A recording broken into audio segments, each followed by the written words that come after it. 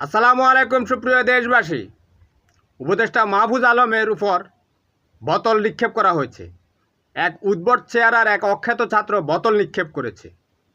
আমার কাছে মনে হচ্ছে সে ছাত্রলীগ না হলেও আবার শুনলাম সে নাকি জুলাই আগস্ট গণ আন্দোলনে অংশগ্রহণ করেছিল। সেটা ভালো করে যাচাই করা উচিত। যদি জুলাই আগস্ট আন্দোলনে সে অংশগ্রহণ করে তাহলে তাকে ক্ষমাসুন্দর দৃষ্টিতে দেখতে হবে, কারণ এরা আন্দোলন করেই মাহফুজ আলম সহ সমন্বয়ক এবং বাংলাদেশকে সেভ করেছিল। এখন এই বোতল নিক্ষেপ করার জন্য রাষ্ট্রীয়ভাবে তার উপর নিপীড়ন চালানো যাবে না, তাহলে গণতান্ত্রিক যে সৌন্দর্য সেটা নষ্ট হয়ে যাবে। মাহফুজ আলমকে উচিত এটা ক্ষমাসুন্দর দৃষ্টিতে দেখা। যদি ছাত্রলীগের হয়ে থাকে তার বিরুদ্ধে ব্যবস্থা নিতে হবে, কারণ জুলাই আগস্ট আন্দোলনে যদি এই ছাত্ররা যদি অংশগ্রহণ না করতো, বোতল নিক্ষেপ না, মাহফুজ আলম তোকে গুলি করে হত্যা করে দিত জঙ্গি শেখ হাসিনা।